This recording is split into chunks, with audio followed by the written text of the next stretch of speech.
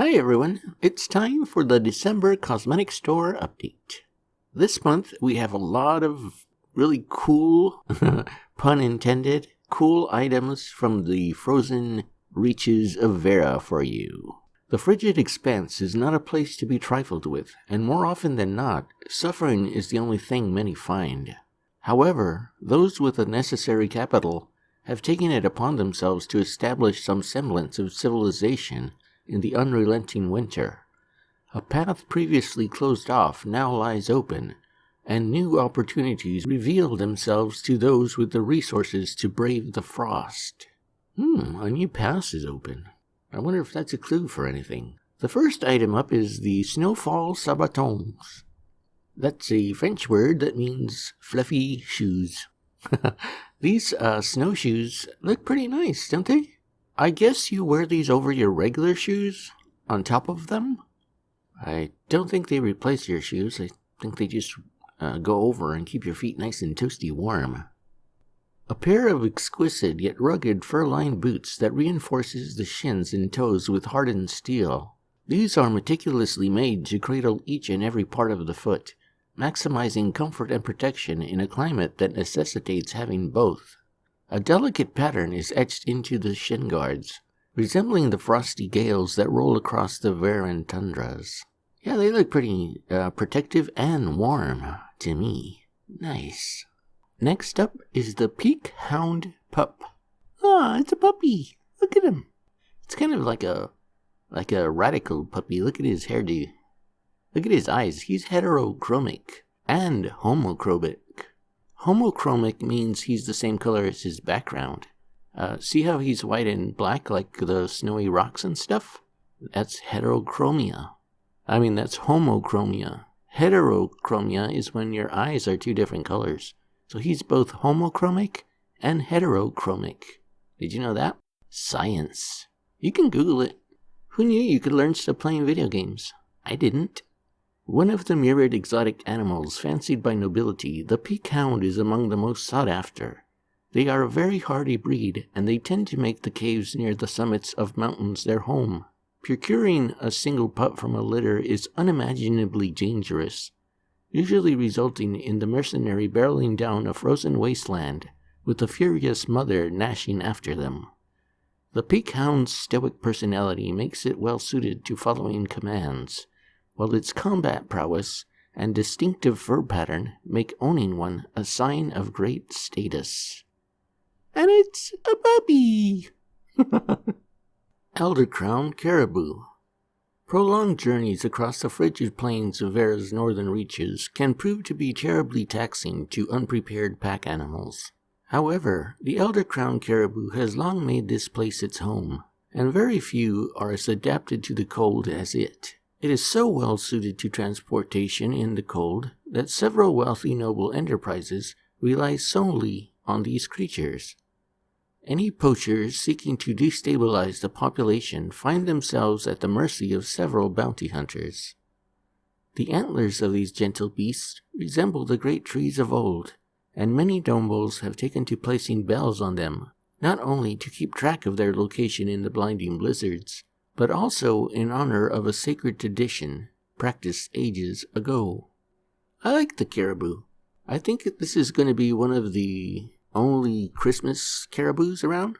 There may be other Christmas-themed animals like Christmas camel, Christmas aardvark, Christmas huffalump, the Christmas griffin, but I think this is the only caribou reindeer-looking one. If I get anything this month, it might be this. It's going to be kind of rare because they only come out, once every year. I don't know, I might get it.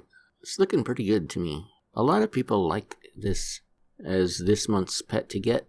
Or, it's not a pet, it's a mount. Next is Sentinel Greatcoat. This kind of reminds me of Jon Snow, but I don't know. I don't know anything. What do I know? I know nothing. Thank you. Patrolling the snowy nights has proven nothing short of grueling. Thus, an outfit suitable for the task was commissioned. Sleek black leather meets a mesh of interlocking steel plates with a massive coat of fur and wool on top to keep any and all cold out. Sturdy pauldrons hold the ensemble together. Despite the ostentatious size of the coat, it is quite a bit lighter than it appears, and in conjunction with the layered plates, ensures that the wearer's movements remain unrestricted. Here is where we need more information on the cosmetic store.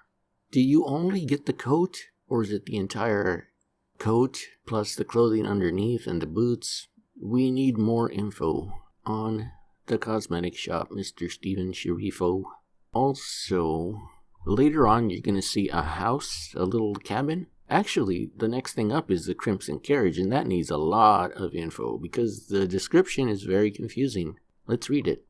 The Crimson Carriage. A passerby may mistake this gilded sled as nothing but a declaration of one's wealth. But the massive wolf pulling the occupants along is most definitely not just for show. Only the mightiest wolves in the litter partake in this duty, for their responsibility is twofold.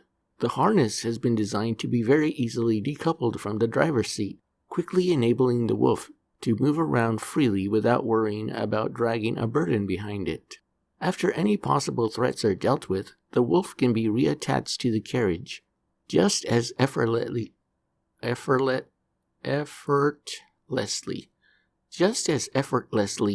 to continue on its merry way. Just as easy. So it can continue on its merry way. Okay, that is very confusing both to say with my mouth and it sounds like you get a pet skin and a caravan skin. It looks like if you get attacked while you're in this caravan, the wolf comes off of it and helps you fight. That's very confusing. I don't think that happens. What the heck is happening here? The wolf is detachable. Is that just a story or is that true? What the heck is going on with this thing? This needs a ton of clarification. And so does the next item, the Homehearth Cabin. A particularly warm and inviting cabin, constructed with the noble's every luxury in mind. The cabin's most notable feature is its central hearth. The nobility who commissioned the cabin's construction also sought to have the walls and hearth enchanted. Even as the outside grows constantly colder, the hearth's warmth appears to show not a single sign of waning. The rich orange glow is present in every corner of the cabin, its soothing embrace able to melt away any and all earthly troubles. If anything, the warmth is too soothing, and on occasion wandering adventurers have had to be forcibly evicted from the premises after refusing to leave the refuge of the hearth, despite outside conditions having improved. Is this a Tier 1 building, Tier 2, Tier 3? If you just slap it on your Tier 1 and your building changes to Tier 2 or Tier 3, will it still look like this? What the heck is going on? We need clarification. Do you get 3 skins? One for Tier 1, Tier 2, and Tier 3? Ugh. You don't know, Steven. Since this is the only thing making you any money, since the cosmetic shop is the only thing making you any money at the moment, why don't you give it some love so we know what the heck we're buying? I don't know what we're buying. Do I like the building? It kind of has like a Hobbit look to it with the round doors, and it has a lot of icicles. If you're a fan of icicles, you might like it. I don't know. I don't know what kind of architecture this is either. I like the Christmas decorations, and it makes me wonder, will Christmas decorations be sold separately later on in the game? Let's say we just have a regular old ordinary looking freehold and we want to spruce it up for the holidays. Can we buy a Christmas wreath and some garland and stuff and put it on our regular looking, dumb looking freehold? Will decorations for your freehold be a thing like that? I don't know. I do not know. We need more information in the cosmetic store, dude. Besides the lovely writing, we need to know what the heck we're buying. If anything, this month I'm going to get the Caribou. I don't know though. I already have a mount and armor and a pet. What I really need is a caravan skin. Do I like the sled? I don't know. I like the wolf, but the sled is a little bit too much black leather for me. I'm not really a leather guy. I'm not into the black leather. Hello. Of course, every month we have the Wayfarer pre-order pack, which gives you access to Beta 2, 2 months of game time, $25 in embers, and the Snowfall Sabatons. The Expeditionary pre-order pack, which gives you access to Beta 1, access to Beta 2, 4 months of game time, $50 in embers, Snowfall Sabaton, and the Peak Hound Pup. The Voyager pre-order package gives you access to Alpha 2, access to Beta 1, access to Beta 2, 6 months of game time, $100 in embers, the in-game marketplace credits, that's what they're called embers, Snowfall Sabatons, Peak Hound Pup, and Eldercrown Caribou. The Voyager Plus pre-order package gives you access to Alpha 2, access to Beta 1, access to Beta 2, 9 months of game time, $125 in embers, Snowfall Sabatons, Peak Hound Pup, Eldercrown Caribou, Sentinel Greatcoat, the Crimson Carriage, Homehearth Cabin, and Name Reservation. Also, do not ask me when Alpha 2 is coming out, or even Alpha 1. Nobody knows, not even Santa Claus. Nobody knows. It comes out when it's ready. Stop being a crybaby. Now listen to the bottom. The very end of the Dealy Bob says this. All skin cosmetic items are cosmetic items only and do not grant the user any other benefit besides looking cool. I added that part. The lore text is flavor text. Delicious. And background of the creature and items in the world of Vera. But here's the best part. Note. Costumes and mounts may be accessible in Ashes of Creation Apocalypse. Will notify you when these items have been added. Costume and mounts may be accessible in Apocalypse. I can't wait for that to happen. I want it to happen. Also, speaking of Apocalyptica, we've reached the end of Week 12. Probably by the time you watch this video, Week 12 will be in the middle of ending or almost ending. Or ended. I don't know when you're going to watch this video. Which makes me wonder what the heck is going to happen next. There's a live stream next Tuesday, December the 17th. And the reason they moved it up is because everyone's going on Christmas holidays. They're taking off to go visit their moms and dads in other states and stuff. So they moved up the livecast till next week. Will they say anything about the missing lore in Apocalypse Week 10, 11, and 12? I don't know. Probably.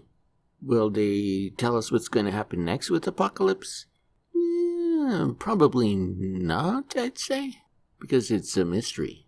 And if they actually told us, then crybabies would not have anything to cry about. Will you get a date for Alpha 1? No, you will not. It doesn't exist, you little crybabies. Will you get a date for Castle Siege? Yes, I'll give you one right now. When it's ready. I'll give you a date. It's going to come out when it's ready. That's when it's going to come out. On that day is when it comes out. Alright, I'm going to start ranting and raving against crybabies, so I'll let you guys go. I hope you enjoyed this month's cosmetic shop. I kind of did. I like last month's cosmetics better. This one is too, Game of Thrones-y for me. I stopped watching Game of Thrones after season 3, because then it just became fan fiction, written by somebody that was not the original writer. I'll just leave it at that. I'm going to start ranting about stuff I don't like. Alright, I'll see you guys in the next episode of whatever I make next. Thanks for watching!